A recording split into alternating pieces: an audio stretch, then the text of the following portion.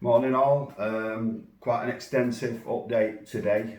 Obviously all games are actually starting tomorrow, so it's imperative that you take on board what's going to be said in the next couple of minutes.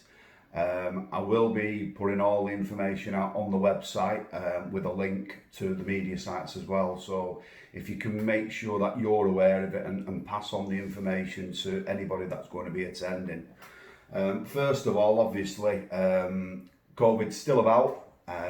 We want to try and limit it as best as possible, so we need to adhere to any restrictions that have been put in place by either the league or by the venues, and adhere to, more than anything else, the social distancing continues as best as possible. No matter what we think, at the end of the day, if we don't follow these guidelines, then unfortunately the venues could very well turn around and say, I'm sorry, but we're not going to open up, which then has a greater impact on the children. So if we can follow them as much as possible, we'll do what we can. So I've got a list today because obviously there's quite a lot to go through. So first and foremost, obviously arrival times. To ease congestion, try not to get there any earlier than 15 minutes prior to your game. I'll run through some specific instructions with regards to venues as we move on in this video. But what we're saying is, if when you arrive, in most cases in the past, people have gone straight to the pitches whilst games have been taking place. Children have gone at the side of the pitch waiting for their game. This has got to stop. Can't allow that at the moment, and that goes for every venue. That's one of the key elements that they put into their risk assessments. You're not allowed to go onto that pitch until the other teams have vacated. It may cause a bit of an issue with regards to overlaps. So what we've actually got, we're going to instruct the referees is, if there's any delay of whatsoever, then unfortunately we're going to have to cut the time down because it doesn't seem fair. So we need the cooperation of every team and every coach. We don't want to see a team sitting down in the middle of the pitch after their game doing team talks. That's got to stop, unfortunately. They can take place, but please don't do them on the pitch. It's not fair to delay someone else's games because you want to have a chat to the children. So I know that most of you will adhere to that, so please do so. Secondly, when you arrive at a venue, specific venues have actually set up what they're calling holding areas. But again, I'll run through that. If a venue hadn't set up a holding area, then can I suggest that when you arrive, you get your team, get your so-called bubble, and obviously stand away from all the other teams that are going to be there. It's a bit difficult at some venues, but I mean, to be fair, at Wright Robinson, there's plenty of spaces there. Even I don't know if the netball courts will be open that we can use for something like that. That's something I'll find out later on today. So, just try to social distance as much as possible. We need to work together. Right, venue specific. Again, I'm going to be putting it all on the website because it is going to be a quick recap on these. I'm going to start off with Bellevue. Bellevue, if you're on the top pitch, you need to use the rear car park. Now, the rear car park is off Pinkbank Lane, just opposite the school. If you go to the rear car park, you can make your way straight up to the top of the pitch. Not a problem. Again, there's quite a lot of space there, so there's only going to be 4 teams at any one time that are going up to make the way up to the thing. So again, just wait until the games have finished before you actually enter the pitch side. If you're on the stadium pitch, the car park you're going to be using will be on the front, which is the main entrance. So if you park on the main entrance, then obviously you can make access there. There will be a double gate giving you access into the actual stadium pitch, and again, there will be holding areas there. So once the teams who are currently playing, once they've before they've finished, you will be able to access, or you'll be in a holding area there until once they've finished, they can come back through. The top car park will be in use only. There's a COVID testing centre being opened up there tomorrow, so obviously nobody will be permitted to use that one. Again, the only other stipulation we've got at Bellevue at this moment in time will be the toilets. The only toilets that will be open will be underneath the main stand. Okay, so there's a male and a female toilet. It's one in, one out. Obviously, there's not more than one that can go in there, so that should be it should police itself. So just remember, that's the thing.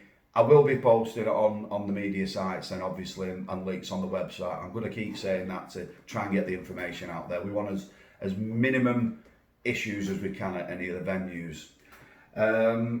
Astley Sports College, they've got maybe a one-way system. I know they had a one-way system at one time. I think that's gone now. But again, if there's anything on site, please adhere to it. What we would say is there has been some friendlies taking place there, which obviously they've all followed it. However, there was one team, I don't think it was anything to do with the league, and it's nothing to do with the age groups, but they were requesting like half an hour warm-up time. That's unfortunately, that's not going to be able to happen. So obviously, just adhere. If there's any further updates with that, then I'll post that on the media sites as soon as possible.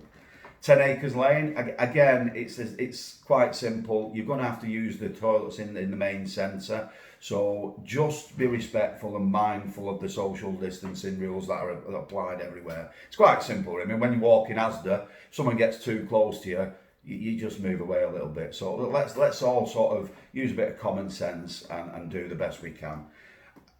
People have got obviously their own opinions about what's going on, but again, my concern more than anything else is the fact that we adhere to what the centres are putting forward and we can continue to use them in the coming weeks. Curzon Ashton, obviously we're using the Tameside Stadium, which we have done. We had a trial event there last weekend, which seems to go okay. Obviously, I would say the key points there is one, the cafe area. They have got a one-way system in there. So again, social distancing. Yeah, you'll get sick of that word today. Social distancing on there, and again, just be mindful when you're using the toilets of again how many people are in there at any one time. There will be stations set up where they've got sanitizer, but obviously most people now are either taking their own and so forth, but if there will be some on site. Wright Robinson, the use of the toilets at Wright Robinson, you will have to use the main entrance. The rear of the building will not be open at all. They need to use the main entrance so the staff and the venue can monitor who's coming in and who's going out, and obviously limit numbers that way. So obviously just pass that information on. I know we've all used the rear of the building in previous weeks and so forth, but at this moment in time it's only going to be the front of the building that's open. Really, if there's any venues I haven't mentioned, then technically it's everything else that applies. I mean, obviously, if for instance they've only got one set of toilets, then you've got to adhere to the regulations that they've put in place. So again, but key to it all is we've got to make sure that we adhere to it. Otherwise, we run the risk of not being able to use the venues. One of the key things that we've said as a league is at this moment in time, we're going to limit it to 2 spectators per player.